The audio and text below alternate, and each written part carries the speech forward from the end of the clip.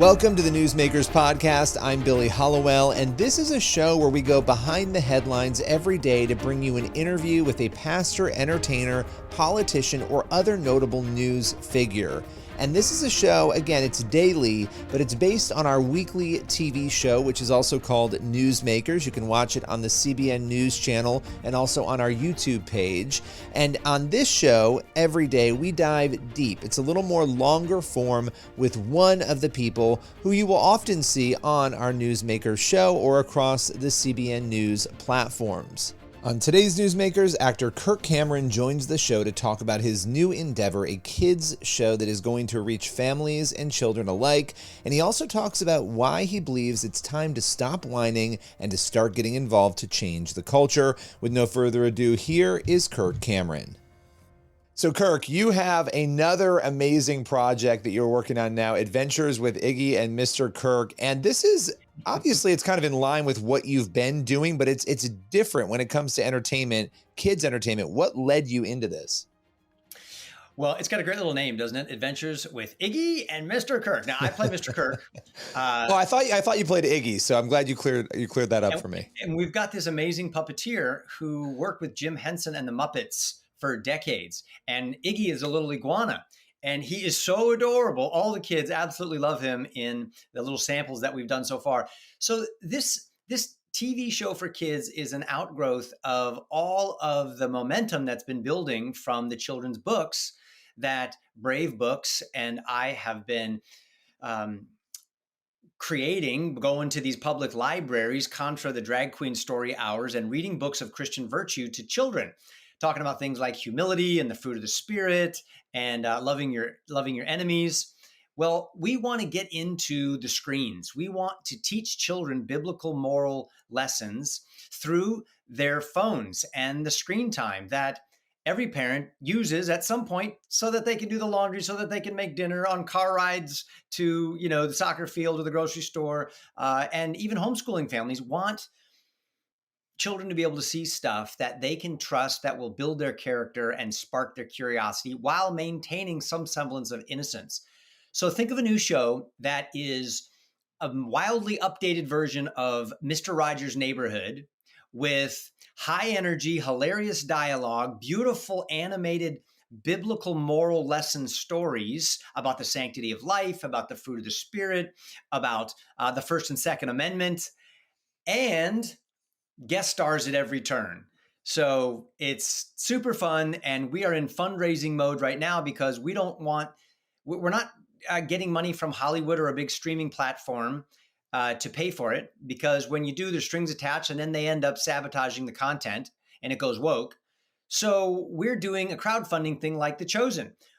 Who better to put The Chosen together than the people who want to see it most? Who better to put a TV show together than moms and dads and grandparents who would trust me with the content, and we fund it. So we're asking people to go to watchbrave.com, and you can get really exciting, unique rewards like have one of your grandkids be a minor role in one of the episodes of our TV show, or be an executive producer and get 2 red carpet VIP tickets to the premiere in Nashville, Tennessee, with cool after parties where you get to come meet the cast and Iggy the Iguana and all that stuff. So those rewards come for different levels of support. We want to fund 2 seasons of the show. We begin filming in just a month. And again, people can check out how to do that at watchbrave.com.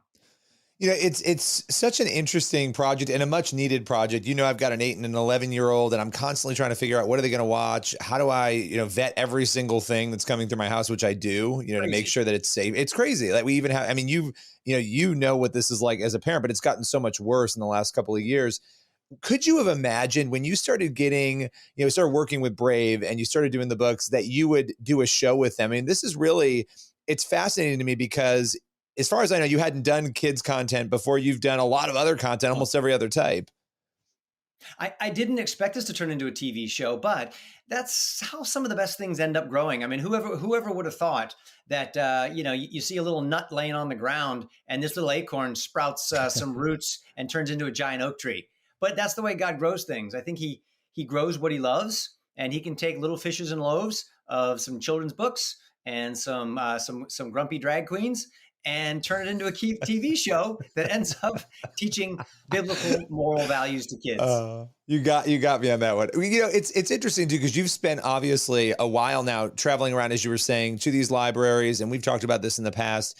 But what have you learned most about not just these issues, but the people in this country who have shown up, consistently to hear from you? What have you learned on that journey of going around and just doing what you've been doing with these books? Well, I'm getting messages from people that friends of mine who are all about the work of bringing transformation to culture. And they're saying it appears that people are finally waking up. And I resonate with that as I go to churches and schools and libraries.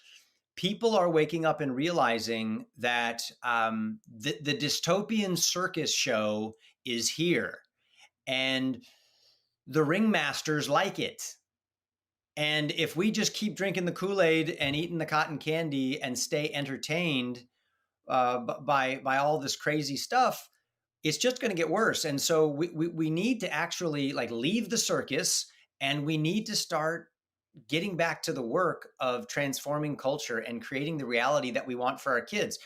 So this is a chance for everyday people who say, what can I do? I'm not a big influencer. I don't have a podcast. I'm not, a celebrity. Well, that's true, but you're a mom and you're a dad, maybe if you're a parent, or maybe you're whatever it is that God has given you to do. Do it with all of your heart. Do it to honor God. Trust Him with the results. And if you want to be a part of a television show that reaches lots of people, here's your chance to join me and help us put it together. Be the executive producer of your own grandchildren and great-grandchildren's entertainment by helping us make Adventures with Iggy and Mr. Kirk. Just go to watchbrave.com and find one of the rewards that you would like to have, and then support us at that level and join in. We can all do it together. I love that. I love bringing in people from the community. I mean, this is what The Chosen has done really well, and it's what you guys are doing really well here, which is to say, hey, we want you to be a part of this. For so long, Hollywood has sort of talked at people, right? Yes. And they've shifted culture because of it. They've been able to shift culture very successfully. And don't leave it up to other people. Look, we've become conservatives have become professional whiners. Why don't we become professional winners? I mean, we're the ones who have been commissioned to create the culture, not retreat from the culture. And I think that's where people have gotten into this mindset. And I hear it all the time, even from prominent pastors, that, hey, guys, it's only going to get worse. The ship of culture is sinking. The only hope we could possibly have is to get our kids and grandkids into the lifeboat before the whole thing goes down and gurgles down the drain. And I say, no, that's absolutely not wrong. I mean, if our founding fathers had said that 250 years ago or 400 years ago, when the Pilgrims got here, where would we be? No, they had a vision of victory. They had a 500-year plan, and they laid down a constitution and did some things like applied the word of God to the institutions, to their culture, to their family, their church, and their government. And now we've got a podcast called, what's our podcast called? Faithwire? Yeah, baby. Yes. Yep. Here we are. Yep. And now we're talking to people, and we have far more tools than they ever had. So what are we complaining about? Let's create our culture and get on board. And I'm seeing more and more people starting to do that. Yeah, it is interesting, right? Because even if your perspective is that things are going to get worse, it's going to get worse. The idea that you shouldn't be out there in the culture hyper. I mean, if that is your position, right? I'm not saying it's yours, but if that's the position, we should be trying to reach every single person with the gospel, right? So no matter where you are on the spectrum of where things are going to go, the idea that we wouldn't be trying to shape culture and reach as many people as possible, that's not a good idea. We want to be out there doing that. So at least from my perspective, I think we've gotten very lazy. Some of us, we've stepped back. As you were saying, we've retreated. And by the way, look, it's an election year. As you were saying, it's going to be crazy. And a lot of people get very consumed by the politics, so much so that it overtakes the faith message. What would be your message to Christians, especially in light of you doing this project in the middle of a crazy election year, for how to make a real change in the culture during such crazy political times? Yeah, well, we could do a whole podcast on this topic. It's a great topic.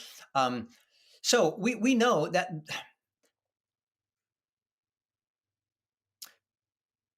our cure to our cultural problems is not a political solution. because the problem is not primarily a political problem. The problem is primarily rooted in a spiritual reality. We've got to turn our hearts back to God, individually and corporately, as the church, as the family of faith, and even as a nation. We've got to have a Christian heart beating through the center of our culture. If we don't, it's disaster. However, that doesn't mean that politics can be divorced from your faith. If your faith does not reach the voting booth, I'm not really sure what kind of faith you really have, because Jesus himself spoke to the Sadducees and the Pharisees and those who were the keepers of law and policy in the day in the Jewish culture. And those who would rip off orphans and widows and would substitute commandments of God for traditions of men and would just absolutely be, the spiders and snakes of culture and hurt and harm people and family and all of that stuff is terrible. We can't do that. If we want to love our neighbor, we can't ignore the government realm of civics that God created. And we can't ignore the church. We can't ignore the family. We can't ignore entertainment because your kids are watching it. You can't ignore the borders and the military. You can't ignore education because they're shaping everything about your kids' world. So if our faith is a real faith, it ought to be a comprehensive faith that also encompasses what you're going to do during this election time. No, I love that. And I think that's all very true and important. And my final question for you, in light of Adventures with Iggy and Mr. Kirk and the arenas that you've moved into now, at the end of the day, when all is said and done, you have had a crazy, career, a big career. With this particular project and all of it combined, what are you hoping for your legacy to be? Oh, man. Well, yeah, I keep taking things one day at a time, and so I don't feel like I've had some big crazy career. I'm really just mindful of my kids right now and my grandkids, and I've got a granddaughter who's on the way. And as far as legacy, it's not lost on me that I'm just one guy who's lived among billions and billions of people in the world, and I'm not necessary to advance the kingdom of God. God can do just fine and has done just fine without me and my career and my legacy. What I hope is remembered about me in terms of legacy would be perhaps an example of faithfulness, that what God can do with someone flawed like me, and give my children opportunities to honor God where he's placed them. And, if God can use me in some way, like he's used the people to inspire and encourage me over the years, that would be awesome. But all my hopes are not in me and what I do. All my money is on God and all that he's doing. I love that. Well, Kirk Cameron, the show is Adventures with Iggy and Mr. Kirk. People can go over to, what's the link again? Give it to us one more time. Watchbrave.com. Watchbrave.com, and they can contribute to that and be involved in it. Appreciate your time today. Billy, great to talk with you. Thank you, bro, for all that you're doing. So important, so meaningful. God bless you. That's all for today's Newsmakers podcast. Be sure to tune in for the next episode of the show, and also head over to the CBN News YouTube channel and the CBN News channel to watch Newsmakers every week. We'll see you soon.